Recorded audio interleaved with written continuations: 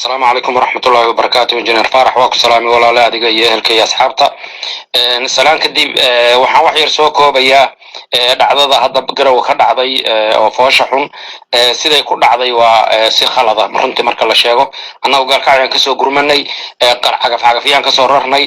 baabuur iyo rag baan isku soo darnay rag wax qaalisan lama arko intaas waa isku wada reer oo waa Cumar Maxamuud bay ahaayeen dhaqaalaha dad Soomaaliyeed oo fara badan oo boosaas ay gundhigu ahayd baan wax ka soo aruurinay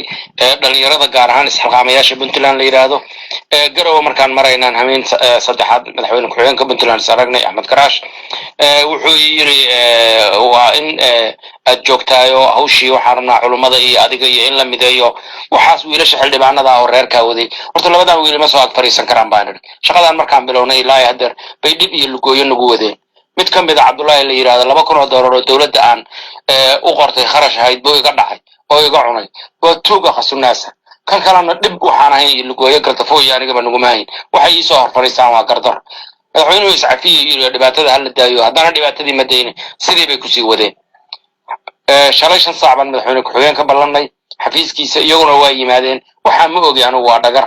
waxaa nin wariyaaba ii sheegay shir jaraa'id baa la qabanayaa oo adiga iyo madaxweyne ku-xigeenka iyo culimadii ayaa qabanaya war madaxweyne inagu gaar inaan isku aragnaan kuugu socday hawshaan kuuguma socon hawshaan maxay tahay gaar inaan isku aragno Soomaa waa risarki mayna fariisa buu yiri si ixtiraam daraa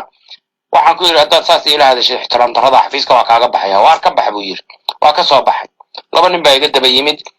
iyagoo arrintii igala hadlayo aan leeyahay adeer anigu ihaanadaas sugumeeyo meeshaana waxaan u balansanayn waa ka tagayaa ayaa waxay soo wacay taliyaha ciidanka booliska Jeneraal Muxuudiin wuxuu yiri cagaf cagafyada xagee marayaan waxaan ku yiri kala bayr bay marayaan wuxuu yiri halkaa waa inaan ku leen garaysaa madaxweyne ku-xigeenka amar soo siiyay nimankii waxaan ku yiri hadday xaaladdu halkaa marayso waxay tagaysaa runtu sida ay tahay bay tagaysaa aniga ninna shaar qabiilna ima gashan karo shaar dawladeedna ima gashan karo shaar diineedna isuma gashan karo ictisaamka iyo Axmed Karaash iyo wiilashan xildhibaanadaasi waqroon waxaan isku daaban mid aniga iyo dawladeyn kara nimayo lama arko qalabkan qabiil baan ka soo qaaday tolkood iyo gardafoob u gurmanaya goobtiina waa u gaaraya waana ka shaqo tagaya waana ka baxaya madaxweynaha Saciid Cabdullaahi Deni baan fariin u diray waxaan ku yiri arrinta haddii aan soo dhex gelino wax ka qaban shir jaraa'id baan qabanaynaa anagu waxa jira meeshana waa ka hadlaynaa gardafoonina waxba ugu toornayn oo waxba u qabanayn inuu anaga najilaafeeyo ma aqbalayno dawladda federaalka la xiriiray Puntland baa la xiriiray intaas gardafoo wax sugaysay inta aan qabanay cid qabatay lama arko cid cagaf cagafiyay qalab u soo radhay ma jiro qalabka aan anagu soo rarnayna cid hor istaagaysa ma jirto kuniyad samaar reer gardafoo dhammaantiin ehelkiin iyo walaalihiin idin soo gurmaday baanu nahay waa idin imaanaynaa dhulkana waa wada dhisaynaa dawladda Puntland kaalinteeda inay qaadato madaxweynaha ka sugaynaa waxa taladan iska leh oo hawshaan iska leh ma aha madaxweyne ku-xigeenka waxa iska leh hawlaha guud wasiirka wasaaradda hawlaha guud iyo wasaaraddiisa iska leh waxa iska leh hay'adda la yiraahdo PHA Puntland Highway Authority meel madaxweyne ku-xigeenku ka soo gali karaa ma jirtaa wiilashan xildhibaanada oo reerkiina oo dadbarrada iyo wax la wareegaya fidnada meel ka soo gali karaan lama arko kooxdan wadaadada hadday wax xaruursadeen hadday wax qabteen gardafoo waxay u qabanayaan ha u qabteen ciisku ka ay tuli ka dhalama arko ciisku ay khasbi ka dhalama lama arko marka